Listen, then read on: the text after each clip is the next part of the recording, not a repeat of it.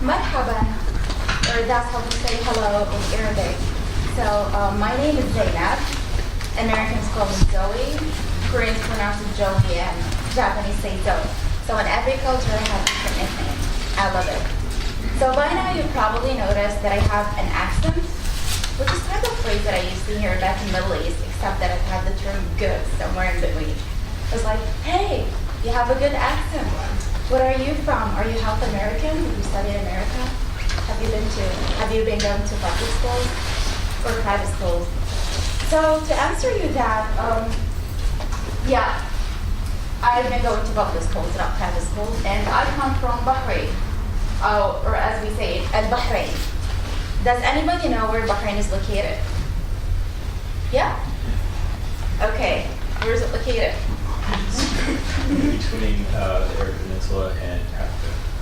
Right there. Where's on the other side? It's, have you heard of Saudi Arabia? It's pretty popular. Dubai is a city in Emirates. So it's like in between. It's like one flight away from Dubai. So in Bahrain, the dominant language is Arabic, or اللغة العربية, but these days English is just as dominant. What we do is that, like, we have two different systems. You either go to private schools or public schools, in which the difference is that if you're in private schools, all the subjects are covered in English. So math, science, geography, except that you have 45 minutes of Arabic language on a daily basis. And in public schools, like the one I do, it's the opposite. So you can imagine, like, in 45 minutes, we would be writing about our hobbies or something like that. So we have to be found with a different source, like entertainment, American shows, probably that's the most dominant, video games, books, comics. Only one issue could happen, that we would grow up to be not very good speakers. Why? Because in public schools, well, the teacher would try their best, but the students would take it like it's a chat kind of class. Like they were not very interested. So we did not have the chance to practice our English until we had to graduate from high school and face such an exam like the IELTS or the TOEFL. So at the time, I had a scholarship. I almost had a scholarship to go to Virginia Commonwealth University. So that's like a very big thing to me. I only needed to go through 3 conditions. Graduate with high GPA from high school, check. Pass the competition in art. I was one of the top 5, so check. Pass the IELTS. I did not. I was only 0.5 degree missing to get my scholarship, but I did not. Why? I did well in all of the sections except for speaking. I was very, very shy. I remember in school, students would mock the ones who would speak English. I did my worst presentation, my worst interview ever. And then, you know what? After I lost my, 2 things would change people drastically. When you succeed big or you fail big, and I lost my scholarship and I hated myself. I promised myself I'll never be shy again. I could be a bad speaker, but I should not miss opportunities. I worked on that during university, which I did in Bahrain. During university, I joined Japanese class. It was not in university. It was a side hobby, like something I would do on weekends. I thought it's a very secondary hobby. I might do it because I just want to expand. What happened is, in that class, the sensei, which means a teacher in Japanese, he organized a trip in coordination with the Japanese embassy in Bahrain and APU University in Japan. It's an international university. And he said, it was like the first time to have such a thing. He said he found us to be a very, very excitable batch, and he would want to organize such a thing. How lucky him. How lucky was I? So we went to Japan for 2 weeks.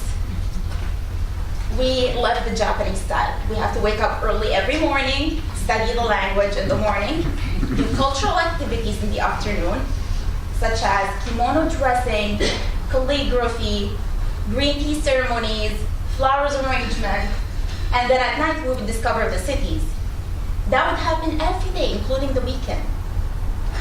So that was one of my top goals in life, like to go to Japan for a person who's fan of the Japanese culture, just to go there with my best friends, with the sunset, come back.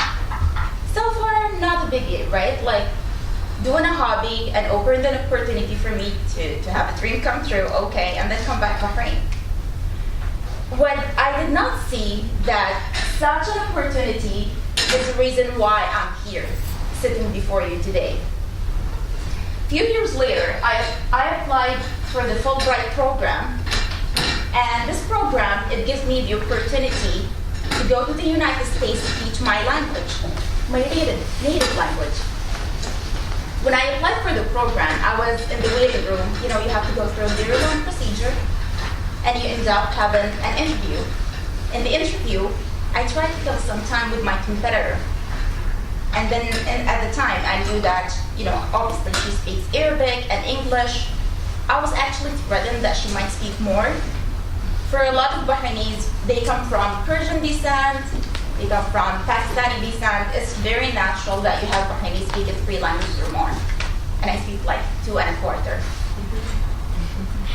And she has a very prestigious history in the educational system. She's a teacher, she's been a teacher for a long time. And she entered the interview and she came out with a satisfied face. And then I thought to myself, I came this far, I may as well go for it. In the interview, everything, you know, they ask you the regular question about your qualifications, your hobbies, and we talked a lot about my experience to Japan. They asked about every single detail, about how the passion for a language grew to be a practical passion in the culture. What did we do in Japan? What was our openness to different culture? How did we discuss the different perspectives? How did we cope with the Japanese system, with the pressure, you know, waking up early in the morning and going in, and not having enough sleep for constant 2 weeks? After the interview, I thought to myself, yeah, I'm gonna get this. 2 months later, no calls. 4 months later, no calls. I thought, okay, better try a different program. 5 months later, I get a call. Today I'm here. Today I'm here not to talk about myself, but more like I've always been passionate about listening to traveler stories. My dream is to travel the world, and I thought maybe one day I can mimic them and end up in a different part of the world. That never happened.